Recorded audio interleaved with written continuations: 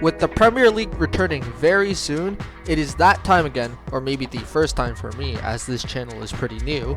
I'm going to be doing my very own 24-25 Premier League predictions for whoever finishes from last to first. Will Man City be champions for what would be the 5th time in a row? Who's going to get relegated? If you want to see more Premier League content, make sure you like the video, subscribe to the channel, and comment your Premier League predictions for this season. So let's get right into it, shall we? 20th, Ipswich Town. Yeah, I think everyone has Ipswich going back down. If they aren't last, they're at least in your bottom 3 for sure. Their first couple of fixtures are going to shake them up and their survival hopes as they play Liverpool and then City away. You cannot get any more unlucky than that. Even some mid-table clubs like Fulham and Crystal Palace will look at this team and say, easy 3 points. One positive thing about this team are 2 of their newest transfers, such as Liam Delap and Omari Hutchinson, which are City and Chelsea rejects respectively, and how they would do if they're hopefully getting first team minutes. Will we see the next Cole Palmer? But other than that, Ipswich are going up against teams with years of Premier League experience, and the last time they were in the Prem was over 20 years ago in the 01-02 season. So you have those factors resulting in rock bottom for me. 19th, Leicester City. Leicester's squad is finished, I can't lie. They've lost 2 of their best players, Kieran Dewsbury-Hall to Chelsea and Kelechi Iheanacho to Sevilla on a free. Also, as much as we don't like to admit it, and me particularly, Jamie Vardy's career is going down the drain and he should have left to a club that can get him scoring plenty of goals to hopefully revive his career, but I guess that's the price of being loyal. And they've also hired Steve Cooper of all managers. This is a guy who only got 3 wins in 18 games with Forest last season. It is a miracle how Forest stayed up. There are better managers on the market like Thomas Tuchel or Maurizio Pochettino, which have both coached in the Prem before. Do better, Leicester. You had all summer to find Maresca's replacement. I don't think it would be any different with Leicester because he's dealt with significantly worse players. There's quite a difference between Morgan Gibbs-White and Harry Winks. That's just one comparison, and there are many more out there as well. But yeah, the only reason I have them above Ipswich is because they won the championship. I wouldn't blame you if you interchange those 2 teams. 18th, Southampton. To finish out the relegation zone, I have Southampton. They have about little to no star power, but some noticeable names including keeper Gavin Bazunu and Adam Armstrong, who has had a good championship season. That's pretty much it though. They'll score at least once in 60% of their matches, but their defense will not be able to keep a whole lot of goals out. If you look at more than half of the Premier League's attacking options, I don't think it's a close contest. But who knows, maybe I'll be surprised. Just a reminder, doing well in the championship doesn't necessarily mean you'll do well in the Prem. I don't think I've seen all 3 promoted clubs stay up in my lifetime. 17th, Nottingham Forest. This is a side that somehow keeps surviving miraculously, and this is where they finished last season as well. Forest do not have a whole lot to offer as they've not brought in any big names, but rather young players. Personally, I don't see the point in signing players in their early 20s and younger if I wanted to stay up,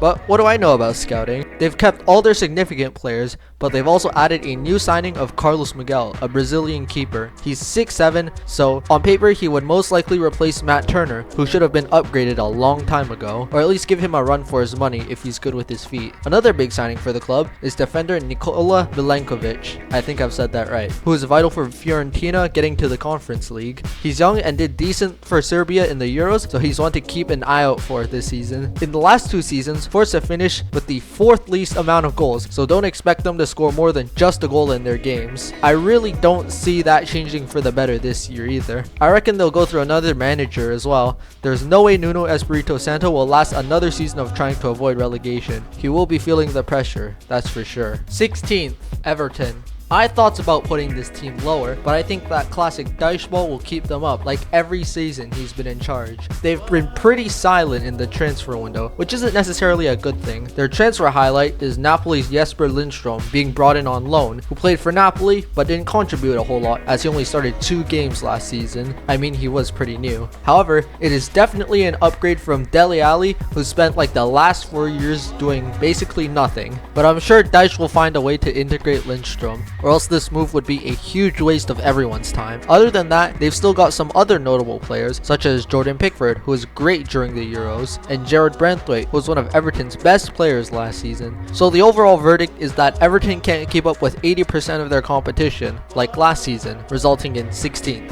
15th, Wolves. Wolves are somehow going to always finish in the bottom half, so I think I'm playing it safe here, and this is the one I think I'll most likely get right. From the 1920 season onwards, they've been finishing worse and worse. I've guessed they've got ballers such as Hwang Hee-chan, Mateus Cunha, and Pedro Neto, who have created the majority of Wolves goals combined. But Wolves fans know how much the loss of Max Kilman to West Ham hurt. It was the heart of their defense, so who's going to lead them now? Guess we'll find out. Also, looking at the manager, Gary O'Neill, I don't think he'll last very long. Wolves, like any other Premier League club, are looking for a manager that gets more wins than losses. I don't think O'Neill is the type of manager Wolves are looking for, given his record. So yeah, Wolves would have another mediocre season at best.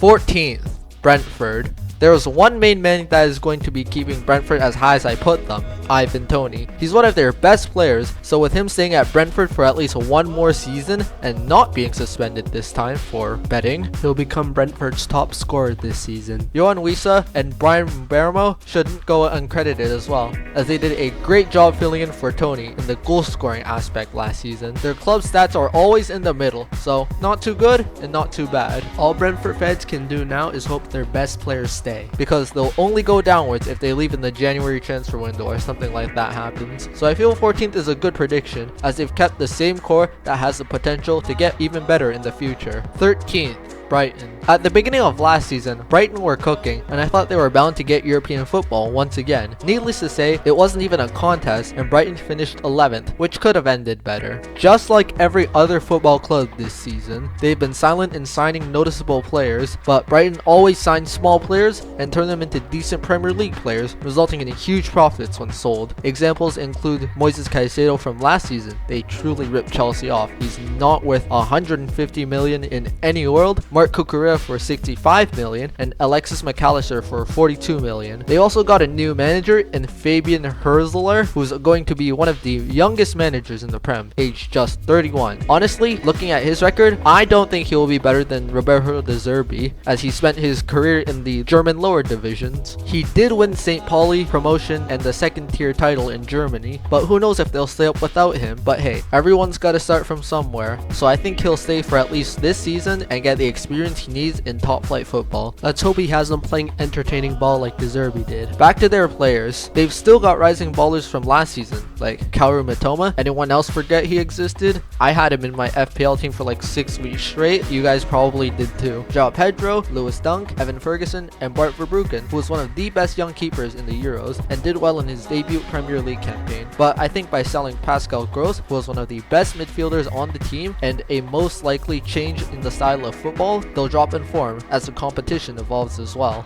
12. Bournemouth. Bournemouth have somehow gone from a yo-yo club, going back to the Prem, then to the Championship, and all over, to staying in the Prem for the past 2 years, and that's where they'll continue to stay, with their star players carrying the team. We cannot forget how good Dominic Solanke has been for the club. 19 goals in 38 games, meaning 1 goal every 2 games if I'm doing my math right. That's exceptional for a striker on a team like this. Other names include Justin Kluivert, son of Patrick Kluivert, he's certainly living to that surname, Antoine Semenyo, and Ryan Christie, who was the best midfielder on the team, providing the most assists on the team as well. Let's hope the Cherries carry the same form this upcoming season. Now that I think about it, they're probably going to exceed my expectations, as they'll be in the fight with a couple of teams I'm going to mention next for the top half of the table. No more being second page FC for Bournemouth, hopefully. This is one of the teams I want to do well this season, as their fall and rise story is going to be absolutely crazy. Oh yeah, so Dominic Solanke just got transferred to Spurs, which will definitely not help them, as, you know, they've lost one of their best players, if not the best player, you know? 11th.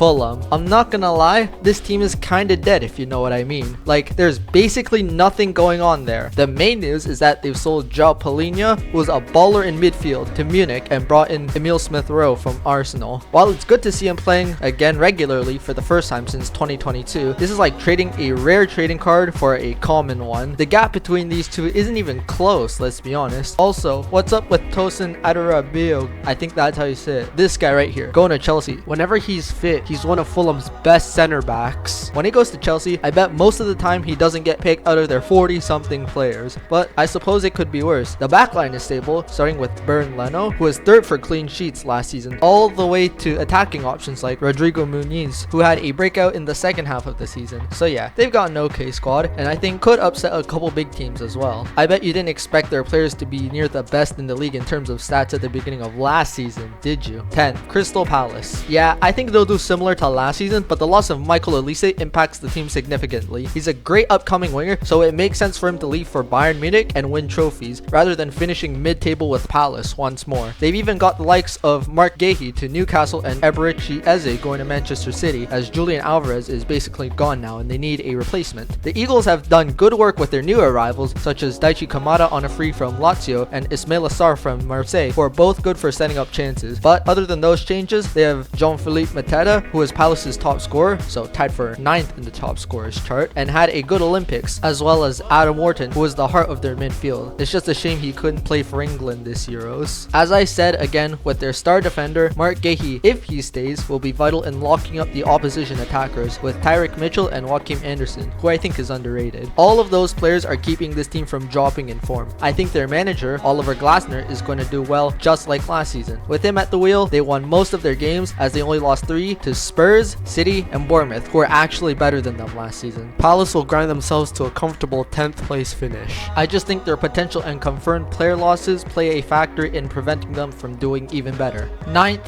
Chelsea. I swear, this team is the living definition of quantity over quality. 42 players. I'm not making this up. And they have the potential to bring more too. They've brought in names like Caleb Wiley, Angelo, and Marc Guiu from Barcelona. I bet you have never heard of any of these guys, because I haven't. Their contracts are probably long as hell, basically a prison sentence. Actual prison sentences are probably shorter than this, let's be real. The thing is, they go out on loan in hopes they get bought from that team, but 80% of the time they come back and Todd Boehly has to decide what to do with the surplus of players, and it is a repeated cycle every single season. Maybe that makes them a little pocket money, but it doesn't improve their first team, which everyone actually watches. Enzo Maresca, like any other Chelsea manager, brings in a new keeper who I think will have an average to above average season. Petrovic was decent last year, if I'm being real. I don't know why he's just getting dumped like that. With Pedro Neto coming off a great season with Wolves, maybe Cole Palmer won't be hung out to dry, as he's much better than Mudryk and Raheem Sterling.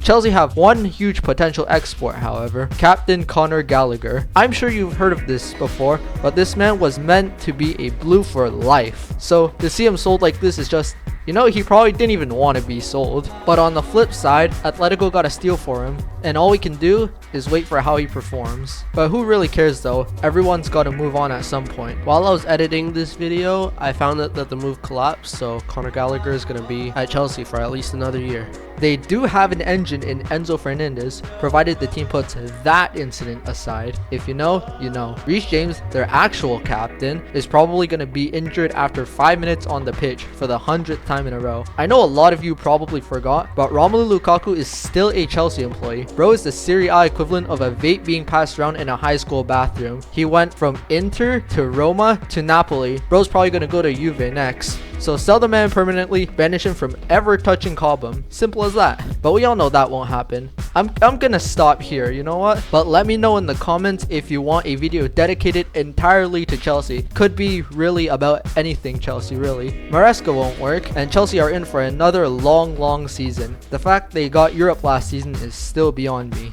8th, Man United. I don't think United can get away with keeping Ten Hag at the wheel. That is, unless he miraculously wins a domestic trophy again. Also, with the players, how's your new signing Lenny Yoro injured already? It was only his first couple of friendlies too. It's on his ankle, so don't expect him to be back for at least 3 months. Other milder injuries include the likes of Rasmus Højlund and Luke Shaw. Those are probably the best options for their positions, and without them, they'd most likely be lower in the table. But they're coming back soon, so that's a positive for you. United. Even when their players are fit, they don't play like it. Why is Johnny Evans in the squad? His form is declining by the minute, and it doesn't help that he's 36. Casemiro is way past his peak, and Marcus Rashford needs to pick up his form again if United want anything good to happen. And Anthony, yeah, he's one of the players of all time, but I guess the team can rely on players such as Captain Bruno Fernandes, Kobbie Mainoo, who had an excellent breakout season, Alejandro Garnacho, and Andre Onana to an extent. Andre Onana has actually picked up his form in the middle of the season and has actually been pretty good despite all the memes you see, but overall it's going to be another tough season without finishing top 4. 7th, West Ham. West Ham are cooking in the transfer window, and they'll probably make the big jump from 9th to 7th. You've got Nicholas Fulkrug, who is just part of a Champions League final squad, Aaron Wan-Bissaka from United, Max Kilman from Wolves, and Crescencio Somerville, who's just way too good for the championship. The attack and midfield of this team are going to be very exciting to watch, with Jared Bowen, Lucas Paqueta, and Mohamed Kudus in the mix. After the David Moyes era, the Hammers have a new manager in Julen Lopetegui, who knows a thing about winning European trophies, so this is how you know West Ham are going back into the Conference League. If your team is playing away at West Ham, or just West Ham in general, don't expect it to be easy. That's all I have to say. Now let's wait for the season to start and the performances to speak for themselves. 6th,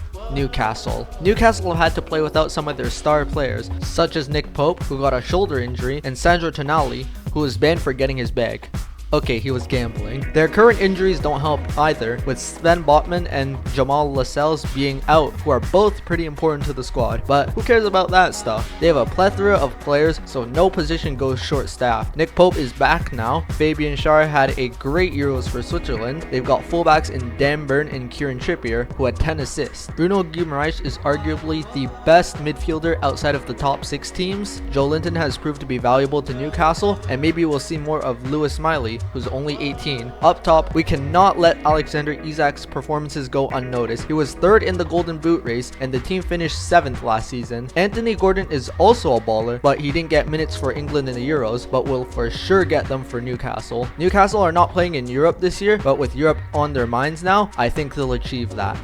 5th, Aston Villa. It is no secret that Villa have had a phenomenal season under manager Unai Emery, but the fact is, Champions League football will distract them during the Prem season, with the amount of games needing to be played. I mean, this is Villa's first time being in the Champions League in over 40 years, but their team can only get better. While they may not have Douglas Luiz or Moussa Diaby, that man may have just ruined his career for the sake of Saudi cash, they've brought in the right replacements. Amadou Onana is coming off a great season at Everton, and Ian Maatsen was crucial to Dortmund's success last season. Young championship star Jaden Philogene is on his way. Can't wait to see how he does. This squad has a lot of overlooked players, such as Emi Martinez, who had 8 clean sheets last season, center backs Paul Torres and Ezri Konsa, John McGinn, and John Duran. Jacob Ramsey is back from injury, so we could see something out of him if he doesn't get injured again. Ollie Watkins will bag most of Villa's goals. He got the most assists out of anybody else in the league last season. His career in the Premier League and in general is only rising. Mind you, this is a team that beat Man City, arguably the best team in the world. They're only one of 3 teams to do so, Arsenal and Wolves being the other 2. So yeah, I think Aston Villa are going to have a good season. I just think the teams above are better, but I wouldn't be surprised if Villa beat anyone in my predicted top 4.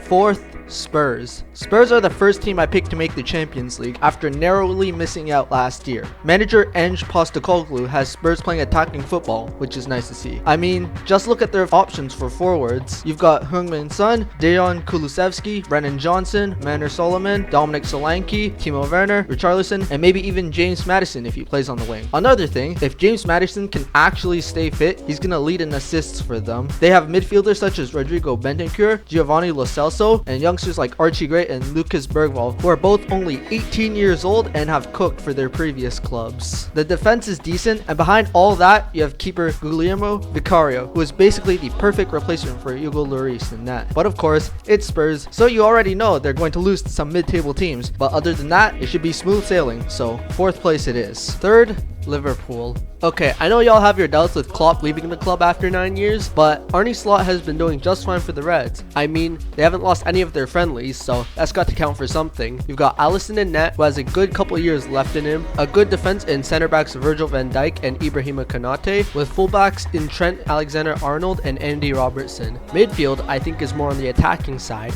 Not that there's anything wrong with it, it's that you only have mainly Wataru Endo to help with the defense. But I think Liverpool can win most of their games, as they are better than a lot of teams in the Prem this year. And to win them most of their games, a likely front three of Luis Diaz, Darwin Nunez, and Mo Salah. If Nunez can finish his chances, they'll be basically unstoppable. There's so many young players coming through the ranks as well, such as Connor Bradley, Harvey Elliott, and Jadon Danns, who all played in the EFL Cup final and won. So yeah, the players will love Slot and they'll perform well as a unit. Come on Liverpool, don't prove me wrong. Second, Arsenal. At this point, you can't stop Pep in the City powerhouse. They've got a good squad and all, but even though those comparisons are close, City just have the better squad with a better manager. But on the positive side, they have David Raya on a permanent now, so he'll be there for the next couple of years. Gabriel and William Saliba were the best center-back partnership last season, now throwing Ricardo Calafiori into the mix, with Yuri and Timber coming back to complement Ben White on the fullback positions. All of their midfield options are fantastic, but the one that really surprised me is Kai Havertz. He was struggling at first, but what I could see, he was more confident going into the end of the season. He had a decent Euros too, mind you, and as a center forward as well, I forgot to mention. I expect the wings to deliver with Gabriel Martinelli, Leandro Trossard on the left, and Bukayo Saka on the right. Also, if Gabriel Jesus can stay fit, maybe he can get himself at least 10 goals. Arsenal will only lose 4 games max. Mikel Arteta is better than what people think. They will challenge City to the last day though, maybe next year, Gunners. First, Man City. Obviously, this is potentially Pep Guardiola's last season, so of course he'll want to leave with one last title. The case of the 115 charges is also set to take place next month or so, but I'm convinced Man City will win as they pay good money for the best lawyers. Their squad is just the best all around, from Ederson to Haaland. If you take a good look at their squad, you see what I mean. I can't sit here and glaze every player. That'll make this video at least an hour long. They haven't made a whole lot of transfers, only Savio, who was good in the Community Shield, but they lost Julian Alvarez, who despite being Haaland's understudy, was phenomenal for them. I have a feeling we'll see more of Rico Lewis and other young players, as Pep loves to call up youngsters from the academy, and maybe we'll discover another gem from the City Academy. So yeah, that's it. City won their 5th in a row. And that does it for my 24-25 Premier League predictions. This video took so long to edit. I hope you guys enjoyed. If you did, like the video, subscribe, comment if you'll change anything from my predictions. These predictions might not age well. A lot may have changed during the time I was making this video, so not everything will be super accurate. But other than that, have a good day and peace.